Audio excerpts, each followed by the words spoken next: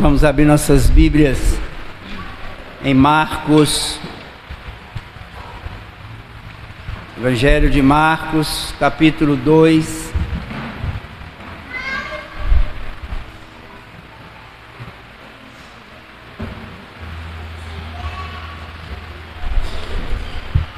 Marcos 2, versículos 13 a 17.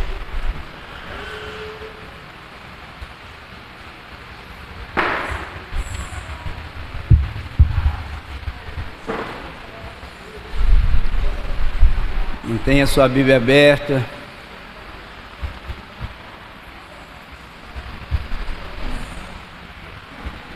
De novo saiu Jesus para junto do mar, e toda a multidão vinha ao seu encontro, e ele os ensinava. Quando ia passando, viu a Levi, filho de Alfeu, sentado na coletoria, e disse-lhe: segue-me. Ele se levantou e o seguiu. Assando Jesus à mesa na casa de Levi, estavam juntamente com ele e com seus discípulos muitos publicanos e pecadores, porque esses eram em grande número e também o seguiam. Os escribas dos fariseus, vendo-o comer em companhia dos pecadores e publicanos, perguntavam aos discípulos dele: por que come e bebe ele com os publicanos e pecadores? Tendo Jesus ouvido isso, respondeu-lhes: os sãos não precisam de médico, e sim os doentes. Não vim chamar a justos, e sim pecadores. Meus irmãos, nós vimos um pouco antes aí no primeiro capítulo, que após a cura do paralítico, Jesus cura o paralítico numa casa em Cafarnaum, e Jesus vai para a praia. Ele vai andar na beirada da praia, e nós temos que lembrar que ele havia curado o leproso e tinha dito para o leproso para que o leproso não contasse para ninguém. O leproso contou, e a partir daí Jesus para de falar na sinagoga. Ele não podia mais chegar na sinagoga por causa dos judeus, e agora ele está pregando nos lugares mais ermos, e aí ele vai para a beirada da praia em Cafarnaum, e ele vai pregar ali. E o texto diz que as multidões iam estar com ele, e ele ensinava a multidão. Na beirada da praia ele encontra, ele vê uma coletoria, e nessa coletoria estava Levi, ou Mateus. Nós vimos lá no livro de Mateus que o mesmo texto paralelo se refere a Mateus, ou seja, Levi e Mateus, mesma pessoa, assim como Simão Barjonas ou Pedro. Nós encontramos essas pessoas com nome assim na Bíblia. E a coletoria normalmente era os locais onde o Império Romano colocava um local para cobrar imposto. Esses lugares eram lugares às vezes estratégicos, e Cafarnaum, por estar à margem do mar, na praia, havia uma coletoria dessa. O que era essa coletoria? Era uma barraca onde ficava ali um coletor de impostos, e toda pessoa que transitava com mercadoria tinha que entregar ou pagar o seu imposto. E Levi estava lá fazendo o seu trabalho. Esses coletores de impostos, eles eram judeus a serviço do Império Romano. Isso aqui é importante você entender isso. Os judeus tinham um verdadeiro ódio desses coletores de impostos, e chamavam esses coletores de impostos de publicanos. Por que eles odiavam esses coletores de impostos? Porque o coletor de impostos estava ajudando o Império Romano, que era o império que estava mantendo os judeus sob domínio. E agregado a isso tinha um outro problema. O coletor de impostos, ele podia Ele coletava o imposto exigido pelo Império Romano, mas ele também podia cobrar além para ele próprio. Então os coletores de impostos, na maioria das vezes, eles ficavam ricos cobrando esse excesso. Eles cobravam além. Isso fazia com que os judeus sentissem verdadeiro ódio desses homens. Nós vamos ver Jesus indo na casa de Levi, vamos ver Jesus na casa de Zaqueu, que era o coletor de impostos também, e ele vai para a casa desses homens. E aqui nesse texto, ele chama Levi, ele fala com Levi, chama Levi, e Levi segue com ele, e Levi vai para a casa, Jesus vai para a casa de Levi. O que esse texto tem para nos ensinar? Primeiro, no versículo 13, nós vemos que Jesus estava na praia e continuava ensinando. Jesus falava, Jesus ensinava a multidão. No versículo 14 é que nós encontramos o chamado, quando Jesus diz aí no versículo 14: quando ia passando, viu a Levi, filho de Alfeu, sentado na coletoria, e disse-lhe: segue-me. Ele se levantou e o seguiu. Meus irmãos, aqui nesse versículo, nós precisamos de parar para refletir sobre esse chamado de Levi. Levi era um homem que estava fazendo o seu serviço, e esse chamado de Levi requer para ele uma decisão radical. Jesus chama: segue-me. Ele simplesmente abandona o seu trabalho, abandona o seu ganha-pão, abandona a sua posição e segue a Jesus. É um chamado que exige uma posição radical de Levi.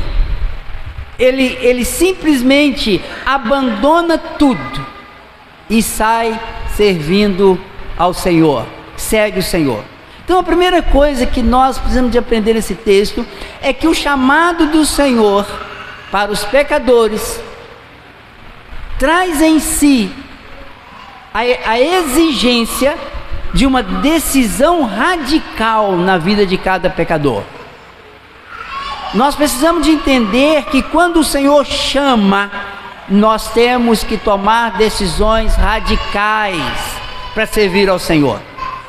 Sem decisão radical, às vezes a gente pensa assim: mas eu não sou radical. Nós temos que ser, meus irmãos, temos que ser radicais. E Levi fez isso. Ele simplesmente abandona tudo e segue a Jesus. Outra questão que nós encontramos aqui nesse chamado, que nós precisamos de refletir, é que esse chamado de Levi é um chamado para as pessoas conscientes do seu pecado. Se você ler aí o versículo 17, nós vamos chegar lá, quando o fariseu questiona que Jesus estava na casa de Levi, comendo com publicanos e pecadores. Jesus diz a eles: eu não vim para os sãos, eu vim para os doentes. Eu vim para aqueles que estão perdidos, eu vim buscar pecadores. Os fariseus se achavam tão bons que Jesus faz essa ironia com eles ao dizer que eles não precisavam dele porque eles eram bons, eles eram salvos, e na verdade não eram.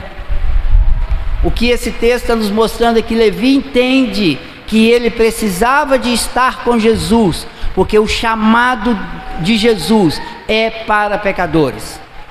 Meus irmãos, só ouve o chamado do Senhor aquele que é tocado pelo Senhor e entende que é um pecador e precisa realmente do perdão de pecados.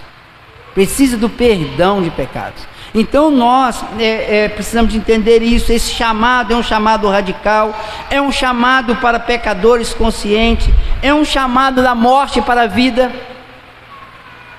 Levi era um homem que estava lá morto nos seus delitos e pecados, e o Senhor o chama chama para quê? Para a vida. O chamado de Jesus é para a vida. O chamado de Jesus é para que a gente tenha vida, vida com Ele, vida andando nos caminhos dEle. É um chamado também para uma mudança. Levi era um homem que trabalhava, ganhava o seu dinheiro lá de forma usurpando muitas vezes, mas Levi agora, Mateus agora é chamado para servir ao Senhor. Ele deixa a sua riqueza e vai viver o ministério ao lado de Cristo. Se você for pegar lá no capítulo 8 do Evangelho de Mateus, ele escreve isso numa palavra de Jesus, quando Jesus questiona uma pessoa que queria segui-lo. E Jesus diz: olha, o Filho do Homem não tem onde reclinar a cabeça. E Mateus escreve isso, que é o mesmo Levi. Ele entende que o chamado dele exigia dele uma mudança de valor, uma mudança de coisas importantes. Agora a importância não era mais o dinheiro, o ficar rico. A importância agora era servir ao Senhor. Então esse chamado de Levi, ele nos dá esses ensinamentos. Quando chega no capítulo 15, Levi leva Jesus para sua casa e diz o texto que ele oferece um banquete. Deve ter sido um banquete bom, porque vai Jesus, os apóstolos e mais algumas pessoas. E o versículo 15 diz: achando-se Jesus à mesa na casa de Levi, estavam juntos com ele e com seus discípulos muitos publicanos e pecadores. Os irmãos, aqui nós precisamos de tomar cuidado, porque quando nós vemos Jesus assentado com publicanos e pecadores, e lembramos do Salmo 1, que diz que nós não devemos nem andar, nem parar, nem nos assentar na roda dos escarnecedores, nós falamos: mas como que Jesus se assentou com esse povo? Na verdade, meus irmãos, Jesus se assentou com esse povo não foi para viver o que esse povo vivia, não foi para comungar com eles. Jesus se assenta com publicanos e pecadores, como um médico se assenta com um doente. O objetivo de Jesus aqui não era estar fazendo o que publicanos e pecadores faziam, mas era levar para eles a opção e a oportunidade de mudança de vida. Aqui nós devemos tomar muito cuidado, porque muitas das vezes nós somos chamados para servir ao Senhor e confundimos, achando que nós podemos comungar com o mundo, achando que nós podemos viver da mesma forma que o mundo vive. Nós às vezes fazemos amizades com aqueles que nos odeiam. Por isso o chamado de Levi foi radical. Ele não podia mais ser como ele era, ele tinha que mudar.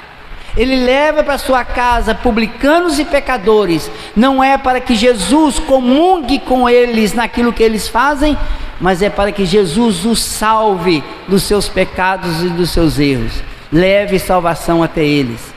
Então nós precisamos tomar muito cuidado, porque às vezes nós achamos que nós podemos nos assentar com publicanos e pecadores, aqui trazendo para o contexto dos nossos dias, e viver aquilo que eles vivem. Não é isso que o texto diz, porque quando Jesus é questionado, os escribas, olha aí que diz o versículo 16, os escribas dos fariseus, vendo-o comer em companhia dos pecadores e publicanos, perguntavam aos discípulos dele: por que come e bebe ele com publicanos e pecadores?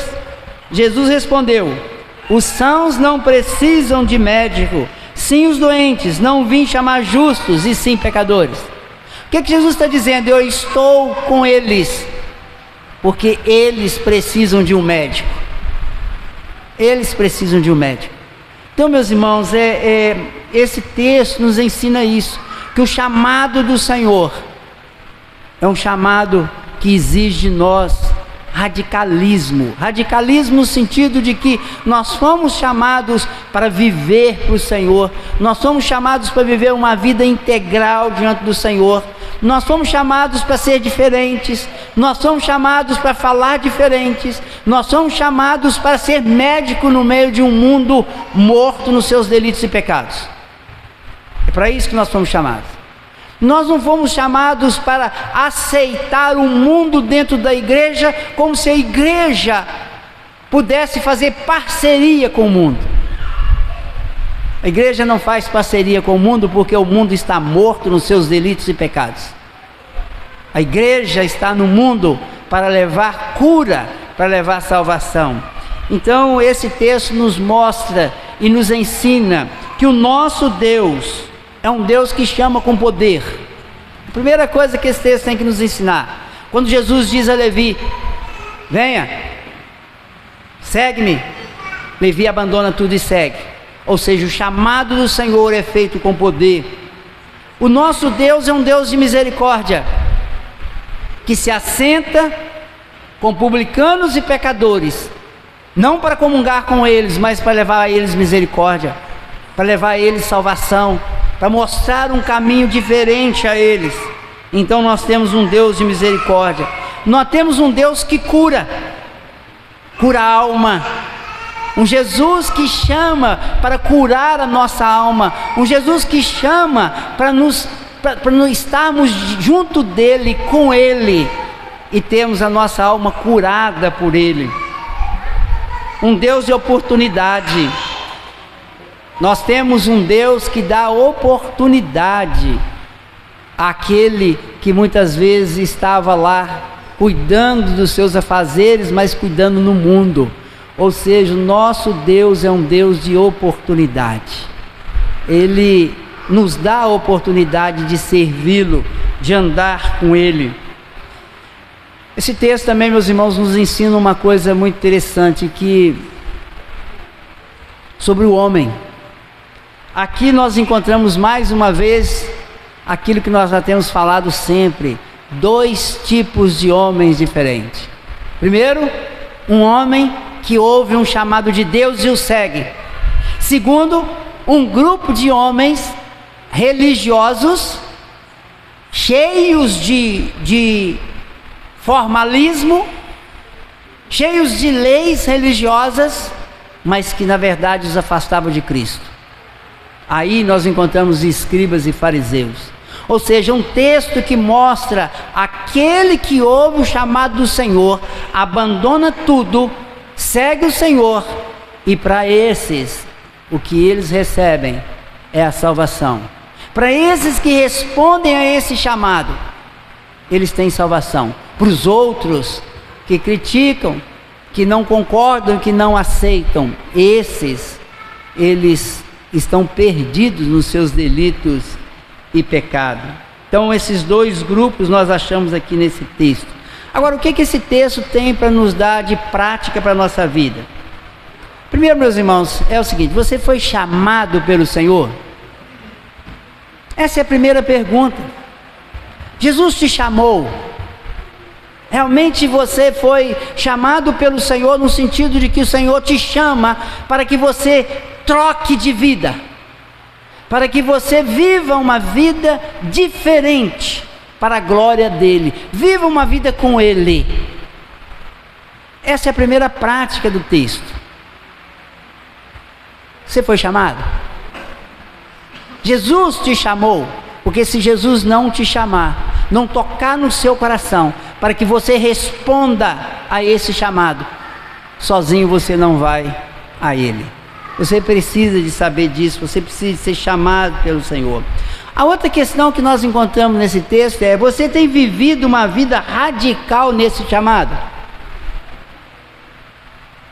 Meus irmãos, infelizmente nós temos que admitir que a igreja moderna, ela tem agido de uma forma que não é bíblica.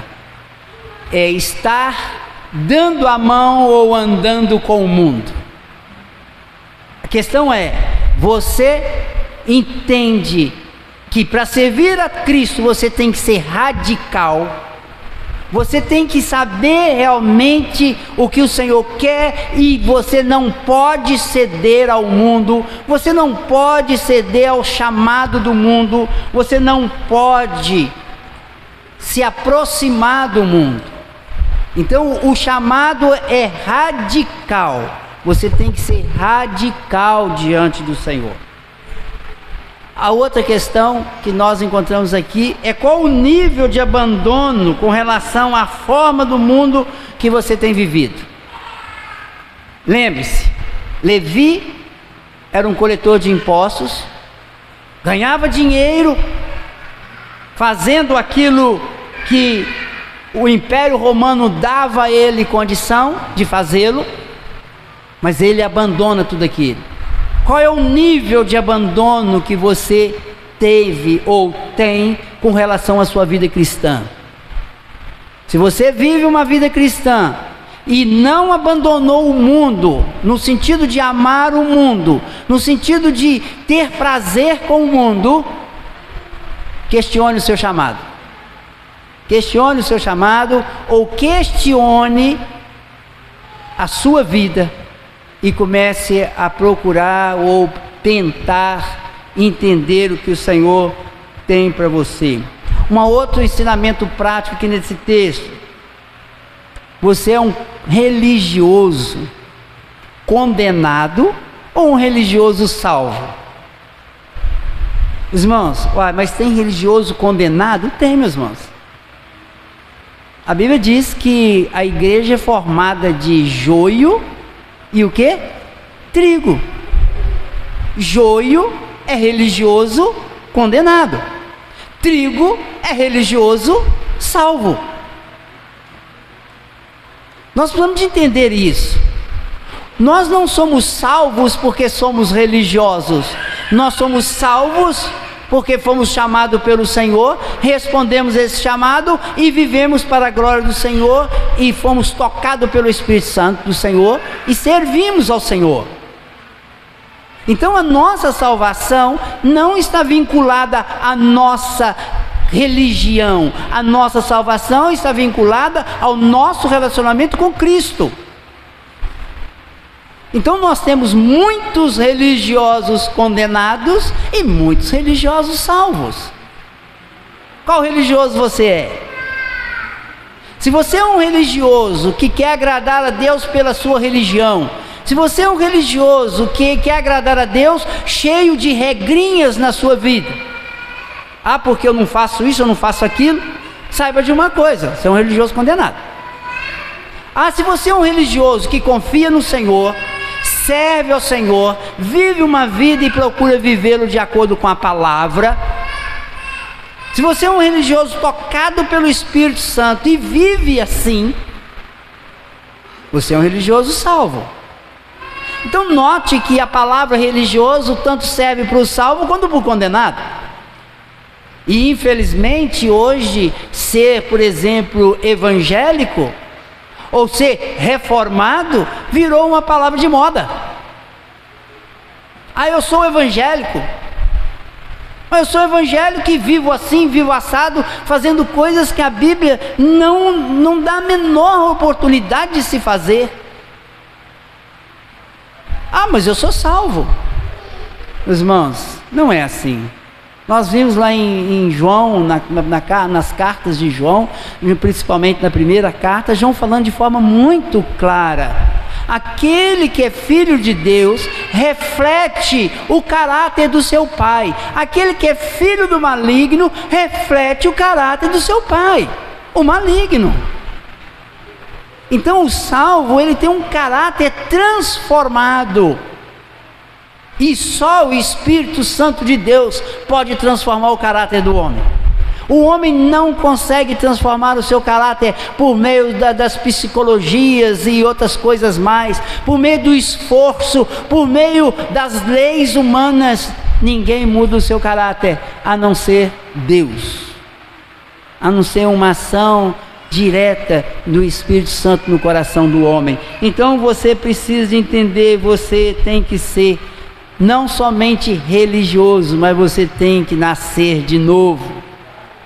Você precisa de ter novo nascimento. Sem novo nascimento nós não temos salvação. E aqui, meus irmãos, nós podemos concluir dizendo o seguinte: Jesus, ele recebe Levi. Jesus chama Levi. Jesus traz Levi para junto de si. Jesus dá vida a Levi. Se nós formos pensar neste homem, e aqui eu quero que você medite um pouco sobre isso. Se você vincular esse Levi aqui, que foi chamado pelo Senhor neste dia, com aquele Levi que escreve o primeiro dos evangelhos, Mateus, que é o mesmo homem, e se você pegar o que ele escreveu, você vai ver a transformação na vida deste homem. Quando você pega o livro de Mateus, que você entende que o livro de Mateus é um livro que fala sobre o reino de Deus. O Levi, que antes trabalhava para o Império Romano, que se preocupava com a sua vida, agora ele trabalha e serve ao reino divino, ao reino do Senhor. Ele escreve o seu primeiro evangelho focado no reino, na implantação do reino. Levi viveu, Mateus vive e acompanha Jesus. Ele abandona tudo por causa do Senhor. Então nós podemos concluir afirmando o seguinte, que o chamado de Levi nos mostra que a prioridade do Senhor é salvar pecadores. A prioridade do Senhor é trazer salvação a cada um de nós. A prioridade do Senhor é ensinar àqueles que precisam de aprender sobre a sua vinda, sobre a sua salvação. A prioridade do Senhor é ser médico para aqueles que estão doentes. E nós somos esses que nós precisamos de realmente estar buscando o Senhor. A esses pecadores salvos, o Senhor dá uma missão. A esses pecadores salvos, o Senhor chama para um trabalho. O Senhor chama para estar realmente servindo a Ele, fazendo a vontade dEle, andando junto com Ele. A esses pecadores salvos, Mateus é um bom exemplo disso, e nós devemos, meus irmãos, fazer uma análise, nós devemos realmente fazer uma avaliação da nossa vida e nos perguntar como é que nós temos vivido esse chamado do Senhor, como é que nós temos realmente andado, quais os caminhos que nós estamos andando, qual o caminho que nós estamos realmente vivendo, qual é a intensidade da nossa dedicação ao Senhor. Nós precisamos de responder isso no nosso coração e entender que nós estamos a cada dia mais próximo da volta do Senhor, cada dia mais aguardando a volta do Senhor, e nós devemos dedicar a Ele a nossa vida para a glória do nome dEle. Que você nesta noite possa entender, você foi chamado pelo Senhor, não para viver uma vida no mundo, mas viver uma vida com o Senhor, dando exemplo neste mundo, para a glória do nome dEle. Que o chamado dEle se confirme cada vez mais no seu coração. Que Deus esteja nos abençoando. Vamos colocar em pé e vamos orar ao Senhor.